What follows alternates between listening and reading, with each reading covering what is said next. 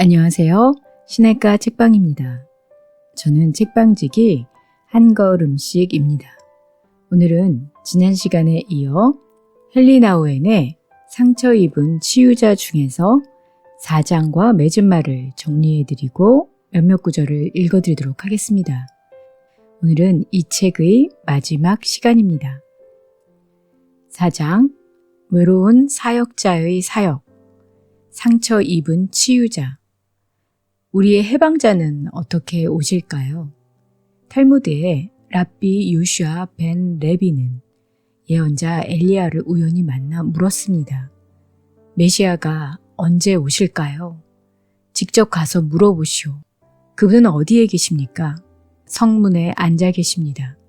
그분을 어떻게 알아볼 수 있나요? 그분은 온몸이 상처투성이인 가난한 사람들 가운데 앉아 계십니다. 그분은 한 번에 한 군데씩 상처를 풀었다 다시 싸매십니다. 그러면서 아마 내가 필요하게 될 거야. 그때도 잠시도 지체하지 않기 위해 나는 항상 준비하고 있어야 해 라고 혼잣말을 하고 계실 것이라고 했습니다. 이 이야기에 따르면 메시아는 가난한 사람들 가운데 앉아 계시고 한 번에 하나씩 그분의 상처를 싸매며 자신이 필요하게 될 때를 기다리고 계십니다. 이것은 사역자에게도 마찬가지입니다. 그는 상처 입은 치유자가 되도록 부름받았습니다. 그것은 자신의 상처를 먼저 돌보는 동시에 다른 사람들이 상처를 치유할 수 있도록 준비되는 것입니다. 예수께서 자신의 몸이 찢기심으로써 건강과 해방, 그리고 새 생명의 길이 되어주셨기 때문에 앞의 이야기는 새롭게 풍성해졌습니다. 예수님처럼 해방을 선포하는 사람은 자신의 상처뿐 아니라 남의 상처도 돌보아야 합니다. 또한 자신의 상처를 치유 능력의 주된 원천으로 삼아야 합니다. 그러면 우리의 상처는 무엇입니까? 소외, 단절, 고독, 외로움 등이 상처 입은 우리의 상태를 표현해 줄 수 있습니다. 우리가 사는 사회에서 인간의 가장 고통스러운 상처들 중 하나가 바로 외로움입니다. 태어난 직후부터 우리 삶에 만연하며 점점 심해지는 경쟁으로 인해 우리는 고통을 뼈저리게 인식하게 됩니다. 이러한 인식으로 인한 많은 사람들의 불안감이 고조되었고 일체감과 공동체 의식을 강렬히 추구하게 되었습니다. 또한 사랑과 우정, 형제애가 어떻게 그들을 외로움에서 해방시키는지, 친밀감과 소속감을 줄 수 있는지 묻게 되었습니다. 기독교적 삶의 방식은 외로움을 없애는 것이 아니라 외로움을 보호하여 값진 선물로 소중히 간직하게 한다는 사실입니다. 때로 우리는 인간이 느끼는 기본적인 외로움과 직면하는 것을 회피하기 위해 가능한 모든 것을 하는 것 같습니다. 그래서 빠른 만족과 빠른 위안을 약속하는 거짓 신들의 덫에 걸립니다. 그러나 외로움에 대한 뼈아픈 인식을 통해 우리는 자신의 한계를 초월할 수 있고 존재의 경계 너머에 있는 것을 바라볼 수 있습니다. 외로움에 대한 인식은 우리가 지키고 간직해야 할 선물일지도 모릅니다. 우리의 외로움은 우리의 내적 공허함을 명확히 보여줍니다. 그것이 잘못 이해되었을 때는 파괴적일 수 있지만 그 달콤한 고통을 참아낼 수 있는 사람에게는 약속으로 가득 차 있기 때문입니다. 우리의 경험을 정말로 이해하는 남자, 우리의 불안한 삶의 평안을 가져다 줄 여자, 우리의 잠재력을 실현할 수 있는 일, 모든 것을 설명해 줄 책, 평안함을 느낄 수 있는 장소를 꿈꾸며 이 모든 것을 언젠가는 찾게 될 것이라고 생각합니다. 그런 그릇된 희망으로 인해 우리는 만족을 모르고 끊임없이 무언가를 요구하여 지쳐버립니다. 어느 누구도 그 어떤 것도 우리의 절대적 기대를 충족시킬 수 없다는 사실을 발견하는 순간 쓰라린 마음과 위험한 적대감을 품게 됩니다. 사역자는 인간으로서의 고독을 느낄 뿐 아니라 사역자로서 자신의 직업적 영향력이 감소하고 있음을 자각하기 때문입니다. 사역자는 삶의 궁극적 관심사, 출생, 죽음, 만남과 이별, 사랑과 증오에 대해 말하도록 부름받은 사람입니다. 그러나 그는 사건의 주변부에서만 맴돌며 결정이 이루어지는 중요한 자리에 필수적인 존재라기보다 마지못해 허용되는 존재로 앉습니다.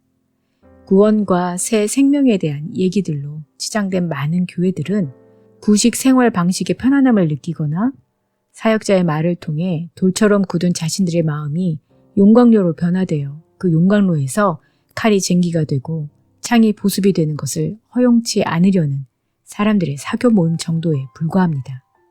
그리 오래전은 아니지만 우리 사역자들이 마치 능력과 자신감을 가지고 배를 조정하는 선장과 같다고 느꼈을 때가 있었으나 이제는 방해하는 존재가 되었습니다. 우리는 무능합니다. 우리가 가지고 있는 외로움의 상처는 참으로 깊습니다.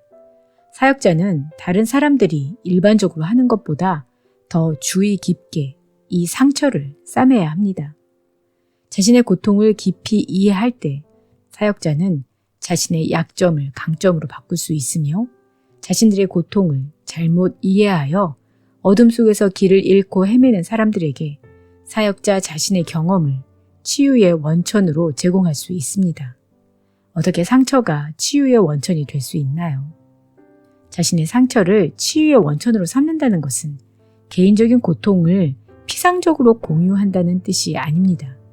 자신의 아픔과 고통은 모든 인간이 공유하는 깊은 인간의 상태에서 오는 것이라고 보기 위해 부단히 노력해야 한다는 것입니다. 치유는 어떻게 일어날까요? 기독교 사역자에게 주어진 치유의 사명과 관련하여 돌봄, 긍휼, 이해, 용서, 교제, 공동체 등의 말들이 사용되어 왔습니다. 나는 환대라는 말을 사용하고 싶습니다. 왜냐하면 이 말이 유대교와 기독교의 전통에 깊이 뿌리내리고 있을 뿐 아니라 외로움이라는 인간의 상태에 대한 반응이 본질적으로 어떠해야 하는지 좀 더 깊은 통찰력을 주기 때문입니다. 환대가 치유의 능력을 발휘하기 위해서는 무엇보다도 먼저 주인이 자신의 집에서 편안함을 느껴야 합니다. 두 번째로 주인은 예상치 못했던 방문자가 두려움 없이 편히 쉴 수 있는 장소를 제공해 주어야 합니다. 그러므로 환대는 두 가지, 즉 집중과 공동체라는 개념이 포함되어 있습니다. 환대란 손님에게 주의를 집중할 수 있는 능력입니다. 이것은 매우 어려운데 다른 사람에게 집중하려면 먼저 자신으로부터 거리를 두는 일이 우선 이루어져야 하기 때문입니다. 자신의 필요와 걱정과 긴장 등의 마음을 빼앗길 때는 그 일이 어려워지기 때문입니다. 우리는 자신이 가지고 있는 목적 때문에 다른 사람에게 주의를 집중하기가 매우 어렵습니다. 대신 참견 어린 호기심을 가지고 다른 사람을 대합니다. 다른 별개의 목적 없이 타인에게 주의를 기울이려는 사람은 먼저 자신의 집에서 편안함을 느껴야 합니다. 즉, 그는 삶의 중심을 자신의 마음 속에서 발견해야 합니다. 그러므로 참된 환대를 위해 필요한 전제 조건인 집중은 명상과 묵상으로 이어집니다. 우리의 영혼에 안식이 없고 다양하면서도 상반되는 수천 개의 자극들을 쫓기며 이 세상의 사람들과 생각들과 근심 사이에 끼어 있다면 어떻게 다른 사람이 편안한 마음으로 자유롭게 드나들 수 있는 공간을 만들 수 있을까요? 역설적이기는 하지만 자기 연민이 아니라 겸손의 마음을 가지고 자기 자신 안으로 집거할 때 우리는 다른 사람이 있는 모습 그대로 행동하고 우리에게 다가올 수 있는 공간을 만듭니다. 인간이 뒤로 물러서는 것은 매우 고통스럽고 외로운 과정인데 자신의 상태, 즉 비참함도 직시해야 하기 때문입니다. 자신의 외로움에 익숙해져 이젠 자신의 집에서 편안함을 느끼는 사역자는 손님들을 환대하는 주인입니다. 그는 손님들에게 친근한 공간을 제공하고 손님들은 오고 가고 가까이 있거나 거리를 두는 것, 쉬거나 노는 것, 얘기하거나 침묵하는 것, 식사하거나 금식하는 이 모든 것들을 자유롭게 할 수 있습니다. 손님이 자신의 영혼을 발견할 수 있는 빈 공간을 만들어내는 것이 환대에 필요하다는 사실은 참으로 역설입니다. 이것이 어떻게 치유의 사역이 됩니까? 그것은 한 사람이 다른 사람에게 온전함을 줄 수 있는 그릇된 환상을 제거해 주기 때문입니다. 또 자신의 외로움을 다른 사람과 공유할 수 있는 수준에서 인식하도록 해주기 때문입니다. 사역자는 고통을 제거하는 것이 주된 임무인 의사가 아닙니다. 오히려 사역자는 공유될 수 있는 정도까지 그 고통을 심화시킵니다. 자신의 외로움을 가지고 사역자를 찾아오는 사람은 자신의 외로움이 이해되고 공감될 것을 기대할 수 있습니다. 그러므로 그는 더 이상 그것을 회피할 필요가 없고 그것을 인간의 근본적 상태의 표현으로 받아들일 수 있습니다. 그러므로 기독교 공동체가 치유의 공동체가 될 수 있는 이유는 그곳에서 상처가 치료되고 아픔이 경감되어서가 아니라 상처와 아픔이 새로운 비전을 위한 출구나 기회가 되기 때문입니다. 우리가 서로 고백할 때 서로의 소망이 깊어지며 서로의 나약함을 공유할 때 앞으로 우리에게 주어질 힘을 기억하게 됩니다. 아까 탈무드의 얘기에서 주님은 언제 오시나요? 라고 묻자 메시아가 오늘이라고 대답했는데 그가 나를 속였다고 오늘 오지 않았다고 엘리야에게 말했습니다. 그가 당신에게 했던 말은 너희가 오늘날 그 음성을 듣기를 원한다면 시편 95편 7절이었다고 엘리야가 답했습니다. 주님은 오십니다. 내일이 아니라 오늘, 내년이 아니라 올해. 우리의 모든 비참함이 지나가고 난 뒤가 아니라 그 한가운데로 다른 곳이 아니라 바로 우리가 서 있는 이곳으로 주님은 오십니다.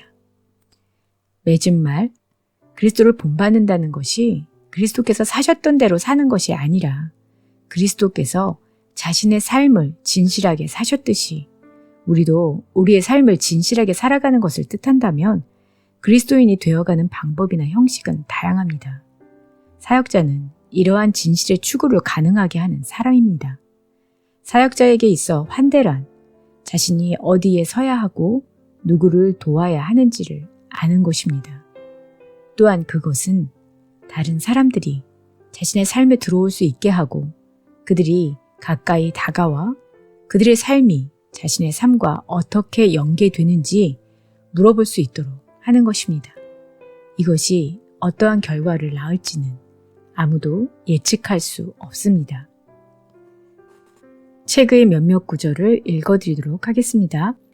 참을성을 잃고 외로움을 포기함으로써 단절감과 불완전성을 극복하려고 지나치게 서두를 때 우리는 몹쓸 기대감을 안고 인간 세상에서 살아가기 쉽습니다. 우리는 마음 깊은 곳에 자리 잡은 직관적 지식을 무시합니다. 그 지식이란 사랑이나 우정도, 친밀한 포옹이나 부드러운 키스도, 친교 모임도, 그리고 남자나 여자도 외로운 상태에서 벗어나고부터 우리의 욕망을 만족시킬 수 없다는 사실입니다. 이 진실은 너무나 당혹스럽고 고통스럽기 때문에 우리는 우리의 실존의 진리를 직시하기보다 공상의 세계에서 살려는 경향을 보입니다. 환대라는 미덕으로 말미암아 우리는 자신의 두려움이 만들어내는 편협한 마음을 깨뜨리고 낯선 사람에게 자신의 집을 개방하게 됩니다. 그때 우리는 구원이 지친 나그네의 모습으로 우리에게 다가온다는 사실을 직관적으로 압니다. 환대를 통해 걱정, 근심하는 제자들은 힘있는 증인이 되고 의심 많은 주인들은 관대하게 나누어주는 사람이 되고 다친 마음의 분파주의자는 새로운 사상과 의견을 흥미를 가지고 받아들이게 됩니다. 우리 자신의 중심에서 삶의 닻을 내릴 수 있는 안정된 장소를 발견했을 때 우리는 다른 사람들이 그들을 위해 마련된 공간으로 들어와 두려움 없이 자기들의 춤을 추고 자기들의 노래를 부르며 자기들의 언어를 말하게 할 수 있습니다.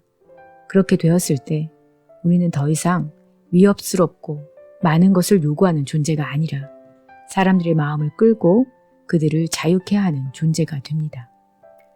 사역자의 주된 임무는 사람들이 잘못된 이유로 인해 고통받는 것을 막는 것이라고 봅니다. 그릇된 가정을 삶의 기초로 삼기 때문에 고통받는 이들이 많습니다. 자신들에게 두려움이나 고독, 혼란이나 회의가 전혀 없어야 한다는 생각, 그것이 바로 그릇된 가정입니다. 그러나 이런 고통들은 우리 인간의 상태에 없어서는 안 될 상처들로 이해될 때에만 창조적으로 처리될 수 있습니다. 사람을 구원할 수 있는 사역자는 아무도 없습니다. 두려움에 떨고 있는 사람들에게 안내자가 될 수 있을 뿐입니다. 외로움이 사역자의 가장 큰 상처들 중 하나라면 환대는 그 상처를 치유의 원천으로 바꿔놓을 수 있습니다. 집중을 통해 사역자는 자신의 고통이라는 무거운 짐을 다른 사람들에게 지우지 않게 되며 자신의 상처를 자신은 물론 이웃의 상태를 이해하게 하는 조력자로 받아들이게 됩니다. 아픔을 나누는 일이 자기 불만을 억누르는 것이 아니라 하나님의 구원 약속을 인식하는 것으로 받아들여질 때 일체감은 형성됩니다. 실제로 우리가 그 음성을 듣고 사역을 통해 메시아 도래의 설광을 볼 수 있기 때문에 사역이 소망의 표적이라는 것을 믿는다면 우리는 자신과 다른 사람들에게 우리가 궁극적으로 추구해야 할 것은 이미 우리 안에 있음을 이해시킬 수 있습니다. 그러므로 사역은 살아있는 진리에 대한 증거가 됩니다.